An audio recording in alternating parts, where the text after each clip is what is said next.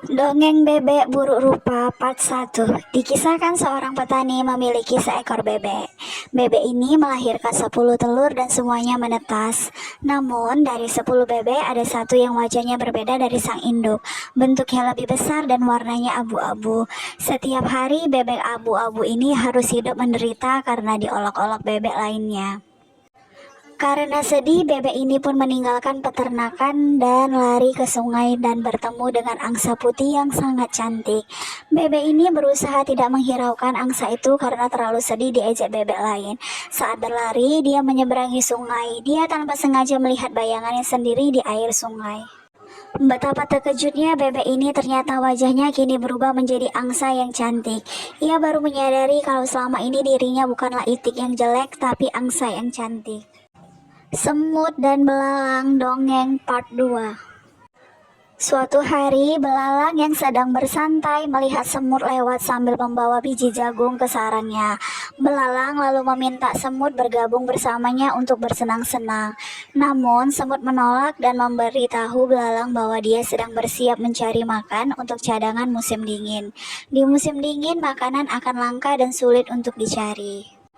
Belalang mengabaikan cerita semut karena dia tak mau repot. Akhirnya musim dingin pun tiba dan belalang tidak memiliki makanan untuk bertahan hidup. Ia kesusahan bertahan hidup di musim dingin. Hal ini berbanding terbalik dengan semut. Di musim dingin, semut justru sedang menikmati jagung dalam kehangatan di sarangnya. Dongeng kisah persahabatan singa dan tikus. Singa merupakan raja hutan yang dikenal menakutkan. Tidak ada binatang di hutan yang berani mendekati singa atau berada di sarangnya. Suatu hari, si tikus penasaran dengan sarang singa. Ia pun diam-diam datang ke sarang singa untuk melihat rumah raja hutan itu. Tiba-tiba, singa mengetahui keberadaan tikus dan menangkapnya. Tikus merasa ketakutan dan meminta maaf kepada singa. Si singa akhirnya melepaskan tikus dan membiarkannya bebas. Tikus sangat berterima kasih pada singa dan berjanji untuk membalas kebaikannya itu. Hingga pada suatu hari giliran singa yang terjebak masalah. Singa ditangkap oleh jaring pemburu di hutan. Ia meraung tidak berdaya hingga tikus mendengarnya. Tikus pun berlari dengan cepat dan membantu singa lolos dari jaring pemburu. Ia menggigit tali jaring hingga singa bebas. Singa begitu terkejut dengan aksi tikus. Ia sangat berterima kasih bisa diselamatkan tikus. Sejak peristiwa itu, singa dan tikus mulai menjalin persahabatan. Dongeng Part 4. Kisah dua kambing. Suatu hari yang menyenangkan, dua ekor kambing terlihat mencoba menyeberangi jembatan yang sudah rapuh dan sempit. Kedua kambing ini ingin menyeberangi jembatan, namun tak ada yang mau mengalah. Keduanya tidak ada yang mau memberi jalan untuk yang lain dan terus bertengkar. Tanpa disadari mereka sudah berjalan sampai ke tengah jembatan. Saat mereka bertengkar dan mencoba untuk menyerobot satu sama lain, jembatan itu goyah dan ambruk. Kedua kambing itu pun jatuh ke sungai bersamaan. Dongeng Part 5. Kura-kura dan sepasang itik.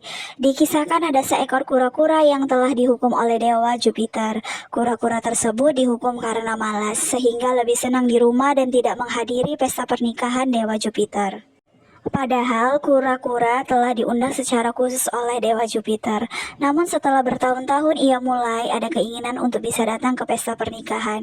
Apa daya, ia hanyalah kura-kura yang berjalan lambat dan selalu membawa beban di punggungnya.